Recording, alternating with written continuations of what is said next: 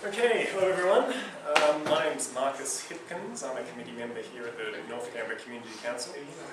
I first got involved with the North Canberra Community Council in relation to traffic issues, particularly in my local area of Ainsley, but as I've sort of participated in community council events and over the last about 2 or 3 years now, I've noticed that there are fairly similar issues, traffic issues and transport issues that are similar across many areas in the north, in particular Lyneham and O'Connor, and I know Hackett's had sort of rat running issues that they've dealt with.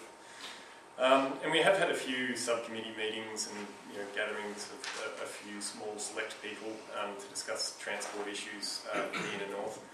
And it has been suggested that the North Canberra Community Council come up with a transport policy. And so we haven't quite done this before, but I thought this was perhaps a good idea. So a few people have sort of provided some input into this policy, and we've come up with a very draft document at this stage. But it's been circulated amongst the committee, and a few people have sort of expressed positive sentiments about what we've come up with so far. So we thought we might present it to the full meeting of the North Canberra Community Council and see what other people think. As I said, it's a very draft document. It's only sort of been discussed with a few people at this stage. So we're interested in seeing what other people think and whether they have any particular views about what should go in this particular policy, what shouldn't go in this particular policy, or whether, in fact, whether we should have a policy at all. Perhaps the idea behind this is if we can get a relatively short, succinct document that generally people agree to, it would be useful to then use that to maybe provide further submissions and further weight to future issues that come up in relation to the North Canberra Community Council and in relation to transport issues, so that we can say this is our policy, this is what's generally been agreed amongst our members, and then we can further expand on that and flesh that out as issues arise in the future. So this sort of document here is just our very sort of first attempt. It's by no means final, but we started out just running through a short list of things that sets a bit of a background of transport networks, and in particular transport issues as they relate particularly to the inner north. So I probably won't read them out. Hopefully everyone can see this text, but some of the points are relatively self-explanatory. Obviously, point one, everyone uses transport networks, and so it's rather important to a lot of people. There are sort of other issues like point two there. Traffic congestion in Canberra, in terms of the national scale, is generally seen as not really much of an issue. I was down in Melbourne recently, and I was trying to get from point A to point B in Melbourne, and I thought, that's not particularly far. Half an hour should be plenty of time to make that trip, and I was sort of 35 minutes later, still stuck at a traffic light, trying to make a right-hand turn somewhere, and luckily we haven't got to that point in Canberra yet. But one of the comments that are made by the people responsible for transport networks in Melbourne is that the more you build roads, the more traffic you get. If you build more roads to try and reduce congestion, it just encourages more people to drive. And the congestion comes back. That's right. So you've got to have congestion. Yeah, that's right. Congestion could be seen as a good thing to get people to... It's a fundamental point of economics. If you have non-restricted private access without some sort of, that is unrestricted private access, you're going to get that exact problem. Or increase the price. There is no price. No, it's registration. Zero access. No, that won't change. They'll actually increase it. Not Singapore. So anyway, that's the background behind point two up there, that building more roads just encourages more private vehicle transport. We then sort of put down a few relatively, hopefully uncontroversial issues about the benefits of public transport and walking and cycling. We have also put a point in there, point 4, about traffic in the north is some, well, by certain metrics is the worst in Canberra. There was an article in the Canberra Times, I think in about March of this year, which came out with a traffic warrant system that the ACT government uses, and we found out that I think we had about 6 roads in the top 10 of the worst roads in Canberra or something like that, and they're the roads that you kind of expect, which were Anthill Street, Phillip Avenue, Madeira Avenue, Cowper Street, which are, you know, these sorts of roads which weren't really designed to handle large amounts of traffic. And, you know, as we do get densification in the north and we get more development in sort of areas to the north of Canberra, the traffic does slow down, and these roads are used in a way that they were never particularly designed to use, in a way that they weren't designed to be used. So, so we've noted that, and we've noticed that these issues are not going to go away by themselves. You know, there will be population of Canberra will be increasing, and there will be more traffic. Besides some sort of technological breakthrough of flying cars, which you know, it's the Back to the Future Day, I think, is tomorrow. I don't know if anyone's noted that. Yeah, that's right. They had flying cars. Yeah, yeah, the hoverboards and flying cars and those sorts of things. But those things haven't quite come to pass yet. And again, we've noted some other things about vehicle accidents and the costs of vehicle accidents. And also we've got a final point there about how the roads in the north, or in many suburbs, particularly closer to the city, were designed before current road standards, and they're designed more in a grid construction, which, you know, actually encourages rat running and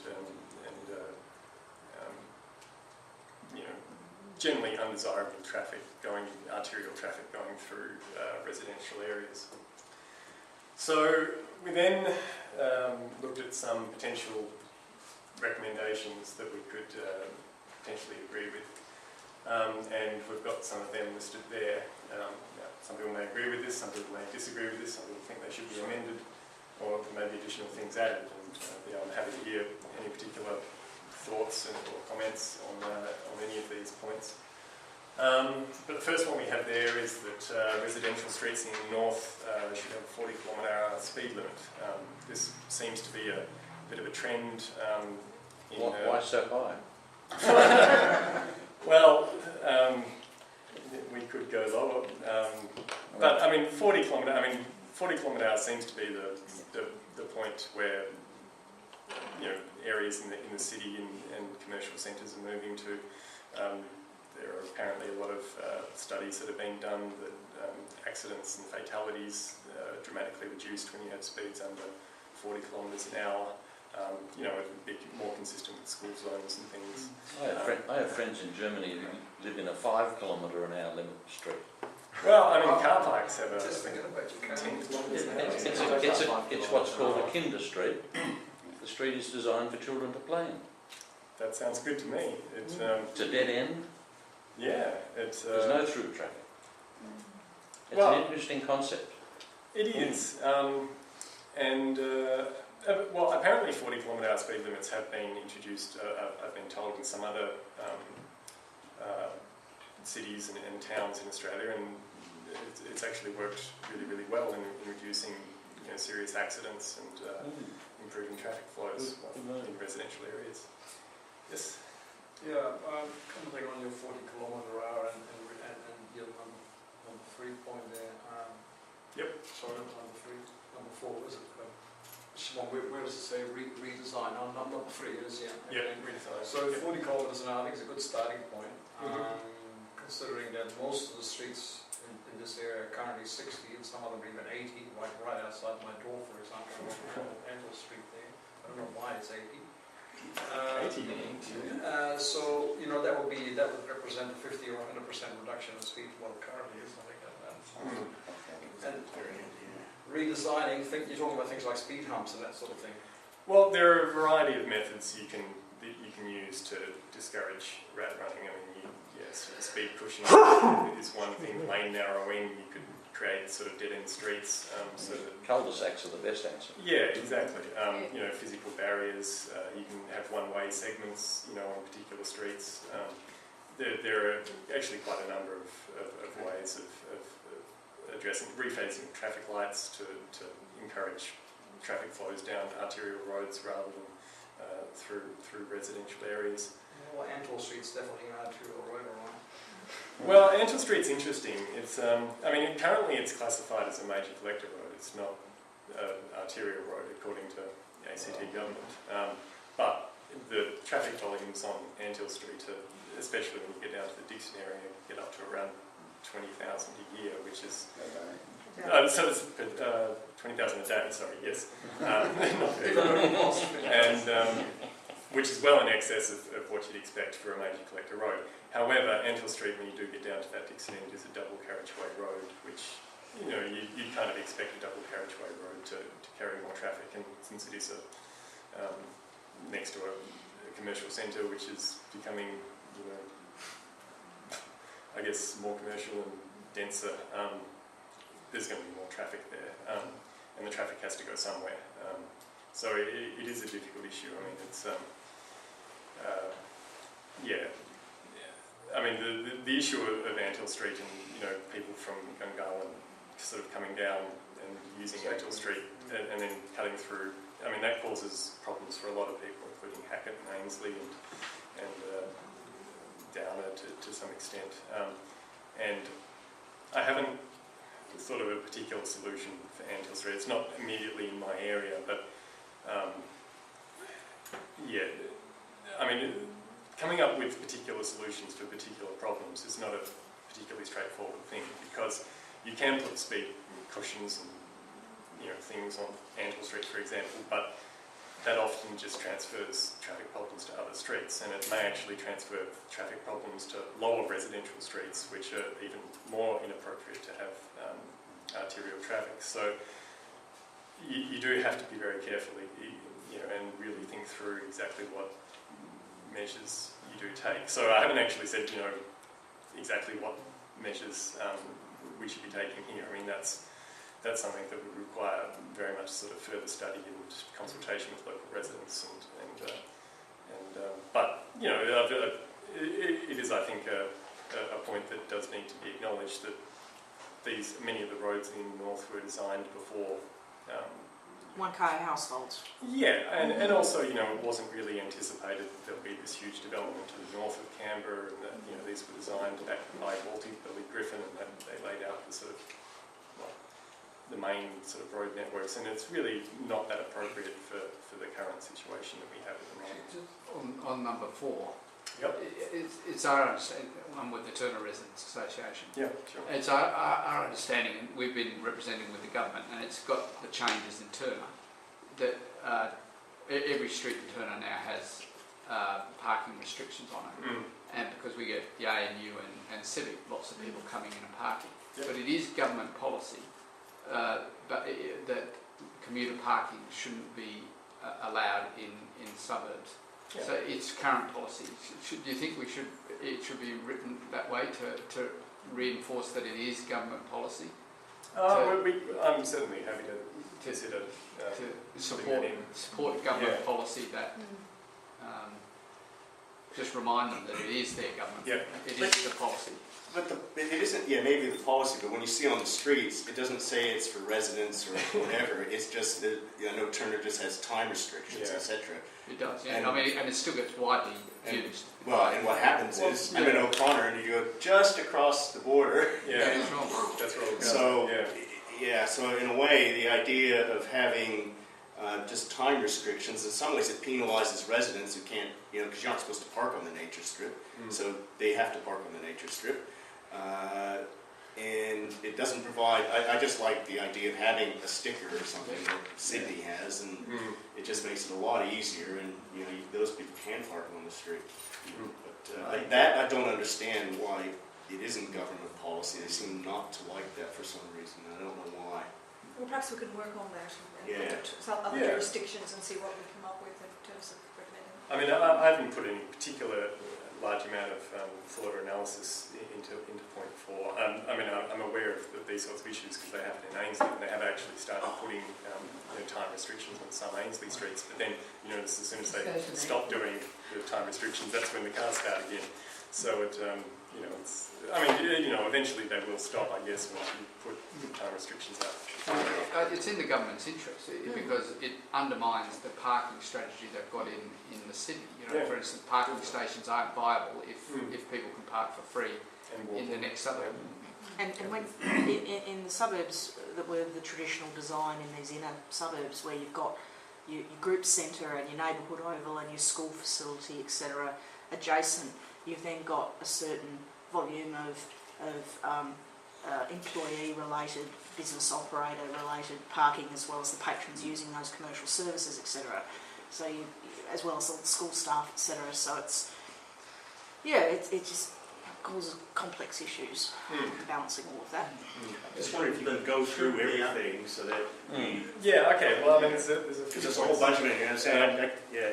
I mean, Should the owner of the resident have the first right to park in front of his own house? Because that's what it always was. When you had visitors, they park in front of your house. That's it. I mean, I'm in Downer, so I don't have the issue that Turner and Ainsley are having. But the owner, to me, should have the right. I mean, we pay our rates and we end up maintaining our nature strips, which the government won't maintain, but it's put in the lease, we have to maintain our own. So to me, the resident should have the right to park in front of his house whenever he feels like, for any length of time. Are you talking on the street or on the street? Well, I mean, to me, I have no issue with parking on a nature strip. I mean, at all with it. It's, as I said, I pay the rates for my block of land, and I have to maintain the nature strip. If I want someone to park on my nature strip, well, that should be me. It's not good for the tree, though. Yeah, I think that's the issue with nature strips is the trees. So But it's not good. Don't be silly. You won't kill a tree. God, I've had people parking next to trees for 30 years and the trees are still growing. Anyway. There's another issue. Okay, well, we won't worry about that at the moment. I just want to go through all of it here because I am conscious that we have an AGM to do and a few other things, and I want everyone to at least see what all the recommendations are. Maybe So, go through what the just process go through each. is going to. I mean, maybe possibly just go through what the process is going to be, because I mean, I could talk about almost all of them and spend all night, and I'm sure I'm not the only person. So, how is there any way this is going to be dealt with? Well, I mean, we've discussed, I've taken notes on some of the comments that are made here, but obviously people are going to have views on these sorts of things, so perhaps if... Can we circulate these to members and ask for Can comments before the Can you next circulate meeting or to something? the different resident groups around it? Because not everyone is a member, but if you circulate to actually all the groups that the entity supposedly umbrella, that there's probably more chance to get proper results out of it. Sure. I suggest you want to circulate to NCC members as well as the community groups, because they won't all circulate onto their members. We'll definitely circulate it as widely as possible. And to pedal power. Yeah. Okay. But this is just the first stage, and I'm not quite sure exactly how long this consultation process is going to go, and how many different views are going to arise here. I mean, one of the issues that you may have seen here, point 11 is the last point we've got. We haven't mentioned anything about light rail in this transport policy. There are different views on light rail, some for, some against. Currently what we have in here is that public transport should be supported, and I think probably most people should support that, would support that, but the issues on light rail, we just haven't put that in here. You could put in that public transport should operate in dedicated spaces as much as possible, and that covers any type of public transport. Yeah. Does that, but that in practice, that would mean we only have them down the arterial roads and we didn't have them in the suburbs, because they wouldn't be in dedicated spaces in the suburbs.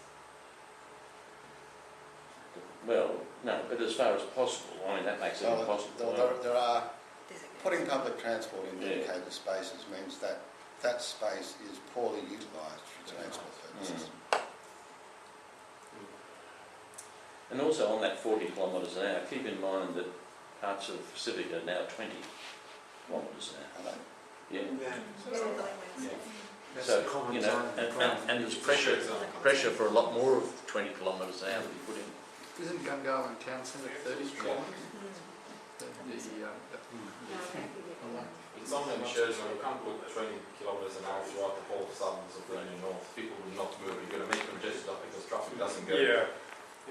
I mean, some roads in Ainsley are 50 km/h speed limits and everyone travels 60. So, you know, I mean, if we did put the speed, But just keep it in mind.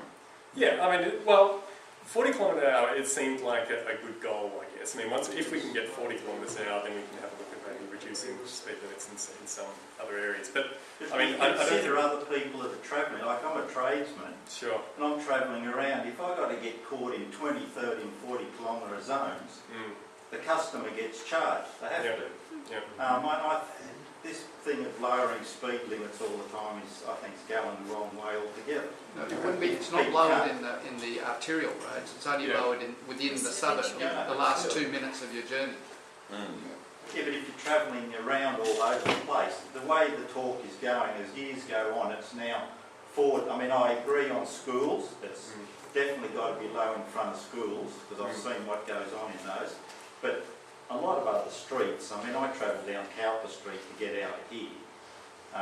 It's basically 60. There's an odd spot that's 50. As I said, no one travels 50.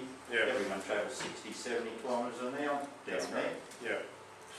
I mean, I think keep knocking speeds down. I think. Well, I mean, if you've got specific areas of not start, it's going to end up being a blanket. I can see what's going.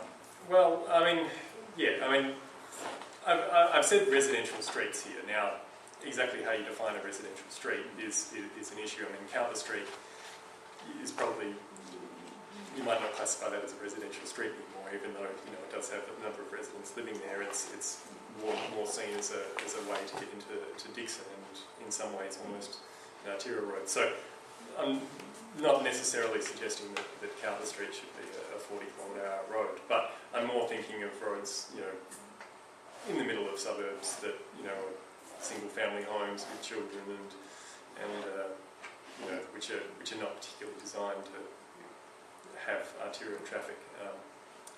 Anyway, we'll move on. We've got an issue. There's various issues there about public transport and walking and cycling, which people may have views on. We've got an issue there about point 9 on a potential road user charge. We haven't done a huge amount of work on this. This is just an idea at the moment. But do you have anything else on this? Just the recommendations? Or? No, that's it. Are you talking about a congestion charge, are you? Or? Yeah, I mean, it was sort of floated as a congestion charge, but I mean, one of the issues that we want to avoid is we don't want to sort of penalise people or charge people for travelling down Northbourne Avenue, because then that would just encourage people to run through the suburbs. The ACT government is moving towards increasing registration fees for cars and things like that, which, you know, you can have particular views on one way or the other, but that is not particularly focused in that it charges people for just having a car, not how much they use the car. Sometimes you do need a car if you need to go down to the coast. I'll make a comment on that one. The higher the differential between the fixed and the marginal cost of using the car, the more people use it, because if you imagine if you do the maths on your average cost, the average cost curve will be declining, so it actually encourages usage if you have a high fixed cost charge on vehicles, unless of course the fixed cost is so high that it becomes prohibitive. Right. Well, that's what they do in Singapore. Like, it costs $100,000 to get a reg. Yeah. Well, 2/3 of the cost of running a car. I don't think any government would get away with that in this country. 2/3 of the cost of running a car are the fixed costs, like insurance and depreciation and everything else. The running cost is marginal cost. You need to small. raise the marginal cost and more critically reduce the differential between the fixed and the marginal cost, so that the average cost rises for using the car in particular. And increase the differential by taking the fares off public transport. Yes. I'd just Oh, like to that's an comment, arbitrage cost. That's the cost of a substitute. a comment on point 7, which I think said something about funding related to the number of, Yes. to how much each load is used. That is a very, I thought I certainly would like to see us doing a bit of a change in mode and having more promotion for walking, cycling, public transport, rather than having the funding totally based on where we are now. I think we should be looking at where we need to be in the future, and that's where the funding should be. Yeah, we could substitute transport for Canberra targets. Well, that would be a quite different answer Yeah. than that, and I'd be happier with that as an answer. But I'm not happy with 7. Sure. Maybe this is something that everyone needs to take back and. Yeah, I mean, this was the intended. I mean, I don't expect this to be resolved here at this meeting, but it's just meant to be an introduction to say that we're working on this issue. This is what we've come up with so far. We've got some interesting feedback here tonight, and we welcome, I guess, feedback. Seven's odd in another way too, is that the cost of cycling versus the cost of cycling tracks is minimal compared to doing it. It's I have been told that pedal power makes this sort of argument that there are actually quite a number of trips made by walking and cycling, and they funding for walking and cycling paths should be proportionate to the amount of trips made using those modes of transport. So it was suggested, and I put it in, and I'm interested to see what people think about it. Okay, so what's the next step here? So comments back. We'll circulate it to all the members. Okay, and also the other community council, residents groups, and we'll include in whatever material we circulate how to best respond with comments. Okay, when do you want the comments? When do you think you want to get them? We'll put that in the in the covering information. But yeah, I mean, I don't expect this to be there's no particular time frame for this. A month or two. We have another meeting in November, and then it goes into next year. Yeah, next year. Okay. Well, I mean, it sounds like there's a fair bit of interest in this, and it's going to take a while to work through the issues. So, I don't think we're going to wrap this up in a month. I'm not interested in rushing this. I'm interested in sort of trying to bring along as many people as possible. So, and then we can actually get something that at least the majority of people agree with. And it's taking less time than with Roads ACT. Well, that's maybe we could give people 2 weeks to respond with comments, and then Marcus could come up with a new and revised version for November and see how we go with that. We'll see what sort of comments we get. Yeah, I mean, if that's possible, and those sort of, it does look like we can do that. I mean, there's another end to the scale too that I'd like to include. Why are B doubles now allowed to go anywhere? Sorry? B doubles seem to be allowed to go almost anywhere now. Almost. Yeah, I mean... Could I move a vote of thanks to Marcus and his group for the excellent work? Yeah, good work. Okay, yeah, thanks.